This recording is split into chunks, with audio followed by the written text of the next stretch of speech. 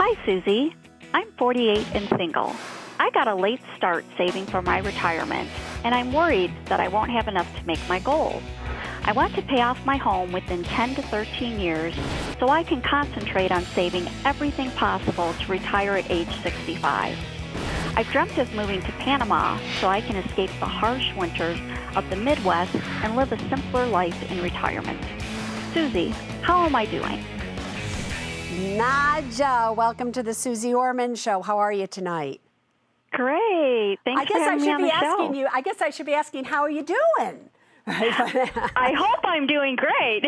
So, Nadja, if you were going to give yourself a grade that you'll be able to retire in 17 years at the age of 65 doing exactly what you're doing right now, what grade would you give yourself? I would give myself a C. A C. I see. So let's see what you do have going for yourself, and then I'll give you my grade. Nadja, as we know, you're 48 and single. You currently have $128,000 in a retirement account, $42,000 in an emergency fund, $4,000 in investments, $395,000 is your current home value. You owe $292,000 on it, so you have a net worth of $277,000. Income versus expenses, you have a monthly take-home of $5,685, monthly expenses of $4,721. So from that excess, $964, you do fund a Roth IRA and you're doing things like that. So that's your current situation. If I was going to give you a grade, I would be giving you a better grade than you've given yourself. I would give you a B. Here's how I would break it down for you. 17 years from now, I want you to have a monthly goal of about $4,000 a month.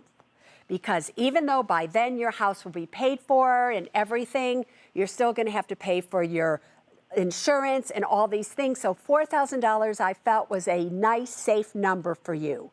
If you take your Social Security, if you keep investing like you're investing, if you, after you have paid your house off in 10 or 13 years, take that money and invest it and everything like that, I have after-tax income for you of $4,223 a month. That's just cutting it just a little too close for me to be comfortable. So what is your way to an A? This is where I want you to get that just a little bit more time and a little bit more effort can really make a comfortable retirement for yourself. Rather than retiring at 65, I want you to retire at 67.